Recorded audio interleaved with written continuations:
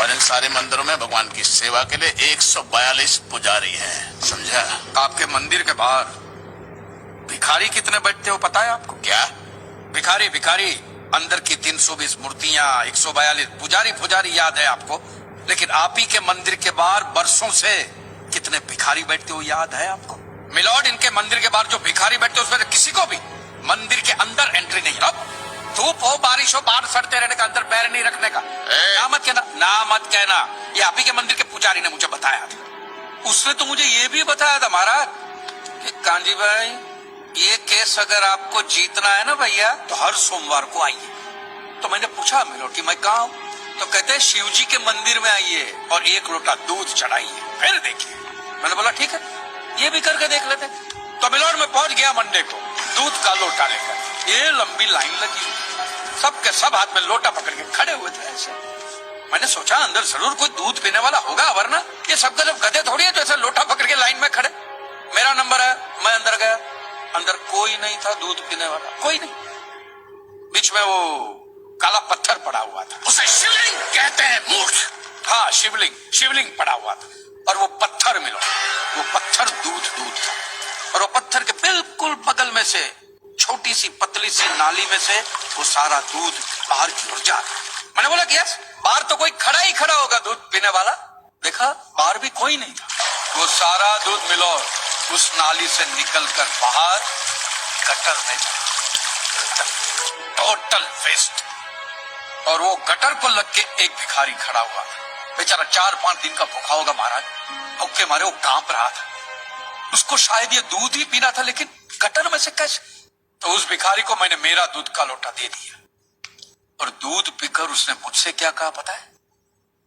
भगवान तेरा भला करे।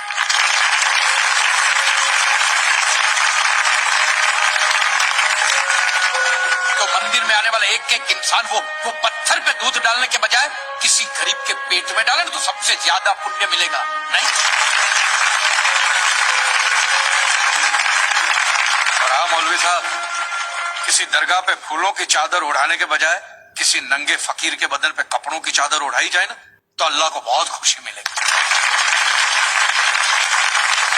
और जीसस के सामने मोमबत्तियां जलाने से अच्छा है किसी गरीब की झोंपड़ी में जलाइए, तो उसके घर में कभी अंधेरा नहीं होगा। क्यों, तुम भी भगवान को नहीं मानते क्या? अरे मैं खुद भगवान हूँ। अच्छा, तो मैं अमिताभ बच्चन हूँ। देखो कांजी, दूध, चद्दर, मोमबत्ती ये सब चढ़ाना एक प्रथा है। भगवान की पूजा अर्चना, इन सब का मूल्य तुम नहीं समझोगे क्योंकि तुम एक नास्तिक हो। जगत की मोह माया से तुम अभी तक मुक्त नहीं हुए। आप तो हो गए हो ना, आप तो बिल्कुल मोक्ष के दरवाजे पे खड़े हो। तो ये जो रीति रिवाज के नाम पे ढोंग चलते उनको बंद करवाइए ना महाराज। शनिवार को हनुमान जी की मूर्ति पे कितना तेल बर्बाद होता है पता है आपको? लोग 2 रुपये के 5 रुपए के सिक्के यूं करके मूर्ति पे चिपकाते हैं। हनुमान जी इन सारे चिल्लर का क्या करेंगे? कांजी भाई बिल्कुल ठीक कह रहे हैं। साईं बाबा अपनी पूरी जिंदगी गरीबों के लिए और गरीबी में जिए। जब तक वो जिंदा रहे तेल की एक एक बूंद के लिए दर बदर भटकते रहे, और आज उनके मरने के बाद उनके लिए करोड़ों का सिंहासन, सोने का मुकुट, किसके लिए बताइए महाराज? एक बात बताइए, जो भी भक्त भगवान की श्रद्धा से सच्चे दिल से भक्ति करता है उस पर तो उस परम कृपालु की कृपा दृष्टि रहती है ना? रहती है ना? आया ना? हाँ, तो चलिए महाराज मुझे ये बताइए कि अमरनाथ और वैष्णो देवी की यात्रा पे जाती हुई बस नीचे खाई में क्यों गिर जाती? वो तो भगवान की भक्ति के लिए जा रहे थे, श्रद्धा से भजन गाते गाते जा रहे थे, तो भगवान ने डायरेक्टली उनको ऊपर बुला लिया। और आप मुझे एक गाड़ी ऐसी बताइए जिसका एक्सीडेंट हुआ हो और जिसके अंदर भगवान की मूर्ति या फोटोग्राफ ना हो, बताइए बताइए। I object my Lord.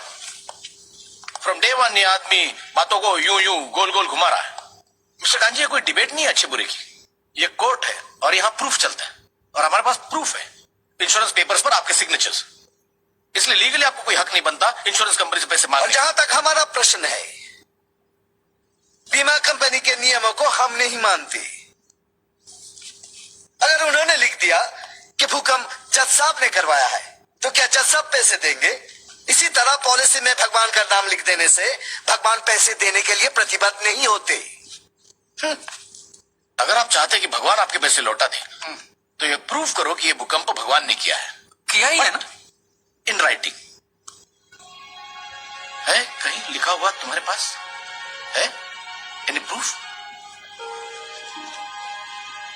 Milord, ये mister kanji, court of law में सिर्फ दलीलों पर फैसले नहीं होते।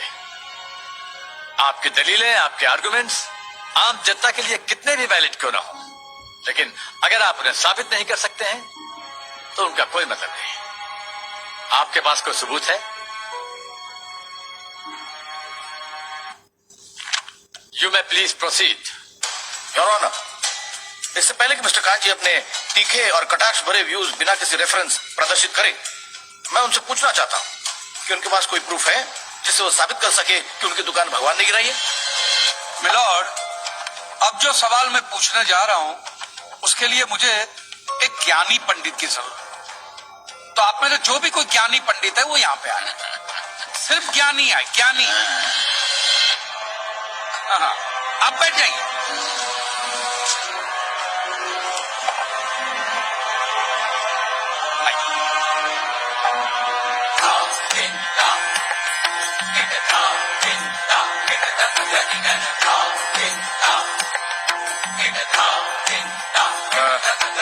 महाराज, आप जो पंडित लोग आपके प्रवचन में जो शास्त्रों की बातें करते हैं, तो शास्त्रों में जो भी लिखा होता है वो सब सही होता है?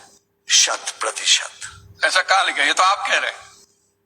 गीता में लिखा है। अच्छा, क्या लिखा है गीता में? गीता के 4थे अध्याय का 40वां श्लोक।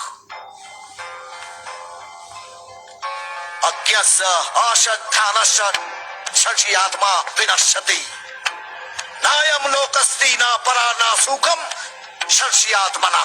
मतलब क्या? इसका अर्थ है, जो अज्ञानी श्रद्धा विहीन मनुष्य शास्त्र पर संदेह या शक करता है, उसका विनाश निश्चित है। उसे भूलोक या परलोक कहीं भी शांति नहीं मिलती। समझा?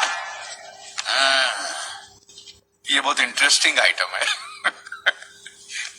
महाराज, आपको ये गीता में या शास्त्रों में कुछ भी समझ में आता है? कि जो भी लीलाधर महाराज बोल रहे उसमें बस ऐसे समझा समझा करके हाथ हिला रहे हैं।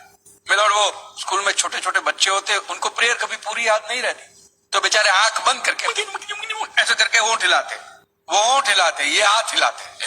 कांजी, तूने एक सिद्ध साधु का अपमान किया है तो तुझे नरक में भी जगह नहीं मिलेगी।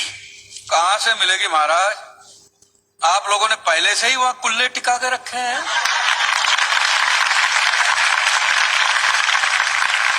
तेरा ये दुस्साहस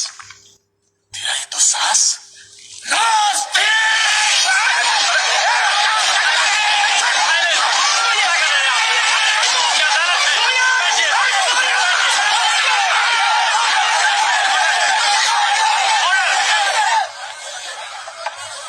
बैठ जाइए।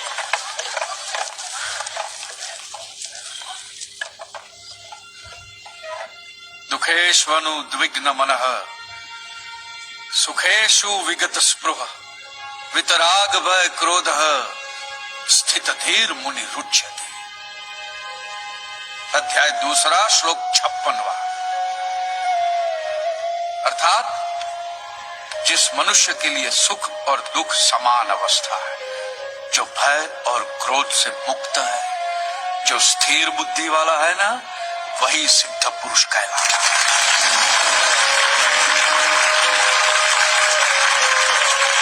ये मुझे गीता सिखाएंगे? अरे ये क्या गीता सिखाएंगे मिलॉर्ड? इन लोगों की तो आईक्यू भी रूम टेम्परेचर से लो है। आपको 2 बात किया कही मैंने उकसाने के लिए, भड़काने के लिए, मुझे मारने चले हैं।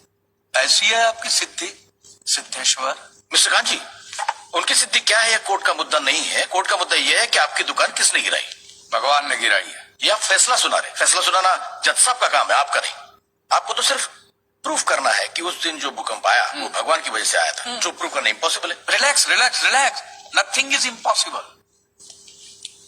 स्वामी जी, एक बात बताइए, भगवान ने ही ये भगवत गीता कही है, कही है और भगवत गीता में जो भी कहा गया है वो सब सच है। 100%। Point to be noted my Lord. तो मुझे एक बात बताइए कि भगवान ने भगवत गीता के 9वें अध्याय के 8वें श्लोक में क्यों ऐसा कहा है कि पूरी सृष्टि का सर्जन मेरी इच्छा से हुआ है, इसका विनाश भी मेरी इच्छा से होगा, ये पूरी सृष्टि मेरी इच्छा के अधीन है, इसके सर्जन और विनाश के लिए सिर्फ मैं ही जिम्मेदार हूं। और ये देखिए मिलॉर्ड, ये बाइबल में भी कहा गया है, Aiza chapter 54 verse 16 See, it is I who have created the smith who blows the fire of coals and produces a weapon fit for his purpose. I have also created the ravager to destroy. ये देखिए, ये कुरान शरीफ में भी है। सूरह जलजला 99 आयत 1 से 8 में भी लिखा है कि जब जमीन अपनी पूरी शिद्दत के साथ हिला डाली जाएगी और जमीन अपने अंदर के सारे बोझ को निकालकर बाहर डाल देगी और इंसान कहेगा कि ये उसको क्या हो रहा है, उस दिन वो अपने ऊपर बीते हालात बयां करेगी, क्योंकि तेरे रब ने उसे ऐसा करने का आदेश दिया होगा। रब ने।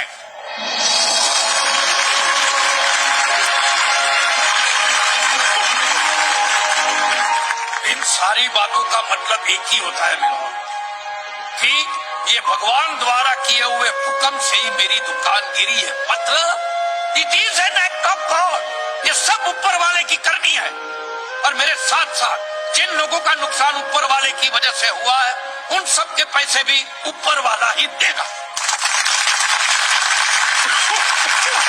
तो उनके कलेक्शन एजेंट।